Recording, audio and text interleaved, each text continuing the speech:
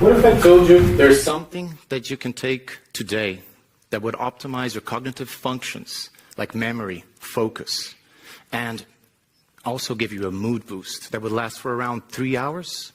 But if you did that repetitively, in the long term, it would also have benefits against Alzheimer's, dementia, and even depression. Would you take it? Yes, right?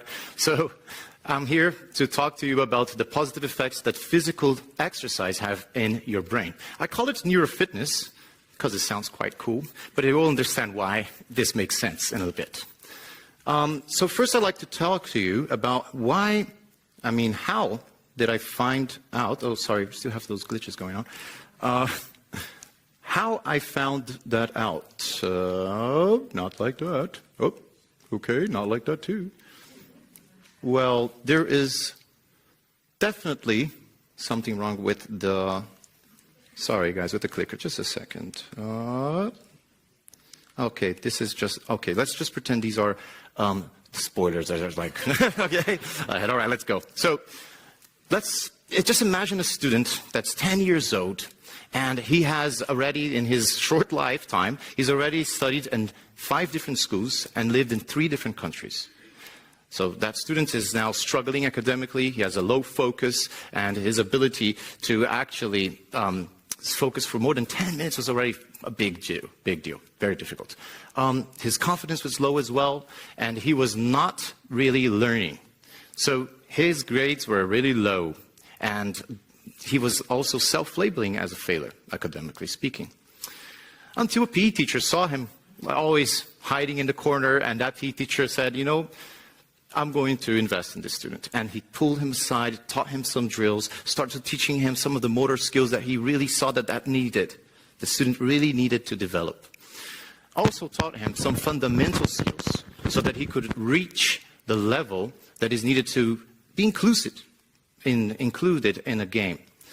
Well, after that student started doing that over and over again, what happened was he started to gain confidence, and he started to actually show up for practice. He started to show up around. Is this okay? Sorry, guys. So he started to show up, and as he moved, he thrived. He didn't even thrive physically only. He was thriving academically as well. Basically, he went from failing academic student to academically failing to exceeding. And he promised himself when he grew up, he also wanted to make that same difference in other students' lives. That student was actually me. And when I became a PE teacher, I really wanted to make that same positive impact in students' life. But the more I studied the human body, the more I was intrigued about the findings that science was showing me about movement and the brain, how connected they were, and all the positive aspects that we could actually gain from them. But basically, when we study the brain, we know that it's essential to have a balanced diet, so eating healthy, drinking water, keeping yourselves hydrated, sleeping well. All of these are essential for a good health. However, the most positive thing that you can do for your brain today is exercise. And it's not me saying this. I got some top neuroscientists who are actually backing me up with this. Like Wendy Suzuki. She's the one who says physical exercise is the most transformative thing that you can do for your brain today. And the reason for the relevance of her talk and TED Talk is that she specializes in the hippocampus of the brain, where you actually retain the long-term memory, but it's also completely connected to learning. Well, Dr. Max Sinader, also the director of the Brain Research Center, he has a special search in the neurogenesis, which is the process that our body, our brain, produces new brain cells. And notice I mentioned body. There's a reason for that. It only increases the production of those neurons through movement. This is a very interesting fact, that it's also supported by the study that was led by Max in the laboratory. He was able to find out that you can double or triple the number of brain cells of those that are physically active in comparison to those that are not. So basically, he had a controlled environment in which the rats wouldn't move much. They didn't have many stimulations to move around. And he had another one, which was enriched environment, full of those spinning wheels, and they had those little trails they had to go. They would get even rewards if they had to move more. And basically, he could paint in red, as you can see up there, the new baby brain cells called neurons. And why is that relevant? Well, new brain cells, neurons, and also the production of actually a robust, a bigger neuron is associated to intelligence. And basically, oh, it's working now. Woohoo, amazing.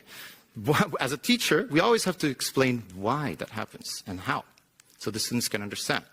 So in the short term, what happens is your heart rate increases through movement. So your muscles are contracting, your heart rate is increasing, and the oxygen is floating. And in the short term, all of that delivery will increase the BDNF growth factors in your brain, which are the same ones that actually optimize the neurogenesis process that I mentioned before.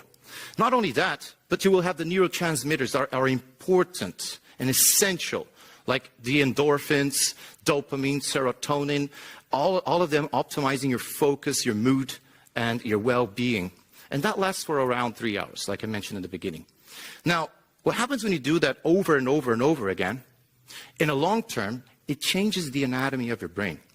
And essentially, the hippocampus of your brain, which stores your long-term memory, becomes heavier. And the hippocampus, it's essential for all these factors, but also is where the Alzheimer's disease and dementia will mostly target. So if you have a heavier hippocampus, you're protecting your brain against that. The prefrontal cortex of the brain, it's also something that is up to 12 times thicker for who is physically active in comparison to who is not physically active. And why is that important? Well, basically, you can roughly compare the prefrontal cortex of your brain to the RAM memory of a computer. That's where there is the processing speed, right? You know when it's loading and trying to find something? Yeah, when you have the RAM memory, it's higher, you don't have to wait. You access immediately. And that is basically what's happening with the prefrontal cortex mainly. So not only that, but it's also related with the planning, the emotional regulation, and all of these important factors. Now, the hippocampus, like I mentioned in the beginning, it's like the hard drive. It's where you store the long-term memory.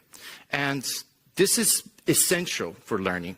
And also, it's, like I mentioned before, protective against those neurodegenerative diseases.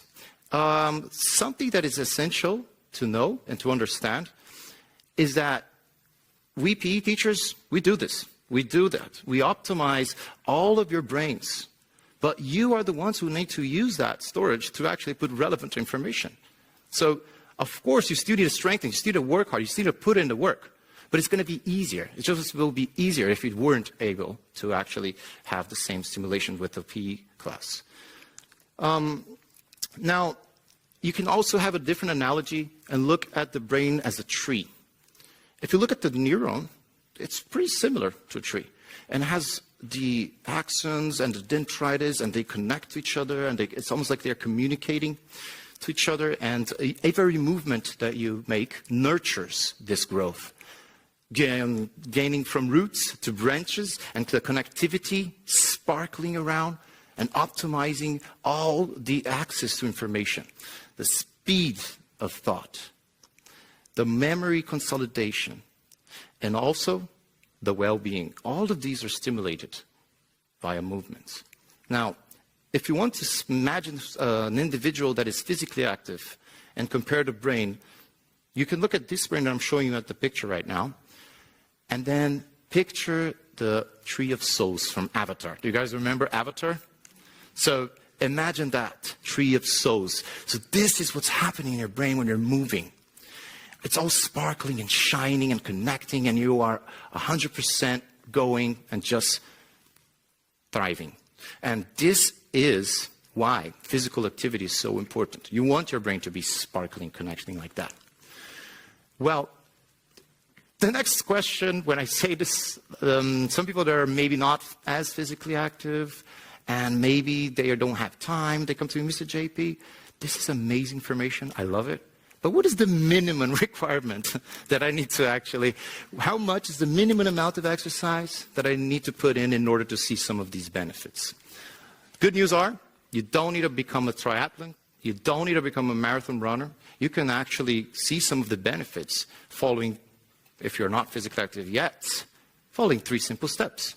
For example, it's actually around 150 minutes that is recommended a week for you to see some of these benefits. But you can break them down. You could do 20 minutes a day at a moderate intensity of cardio, whatever. It's actually maintaining your heart rate around 60 to 75% of your maximum heart rate. It can be aerobic and also resistant training.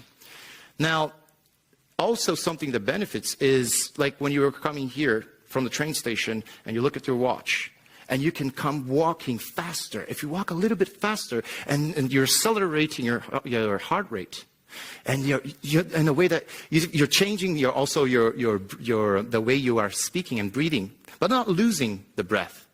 That's already enough. If you're able to do that, going and coming back, you're already benefiting from that today. Learning complex motor skills and then getting those patterns and repeating those patterns, it's a very, very strong way and powerful way to increase your gray matter of your brain.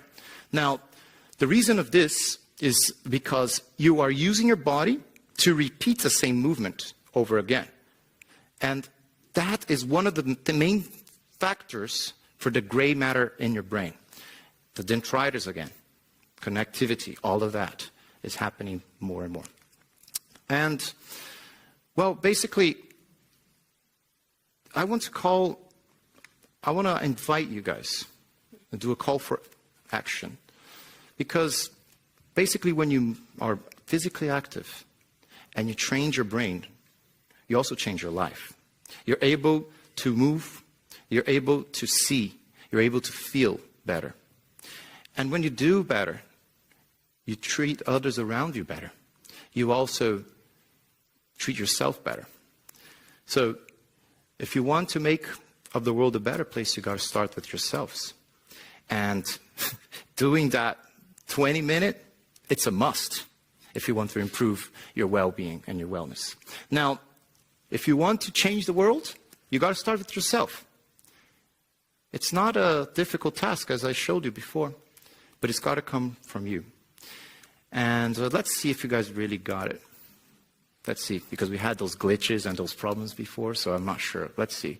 So let's say you want to improve the relationships around you, you want to have a better mood and treat others around you better, and what can you do to do that better, to improve that? Exercise, right?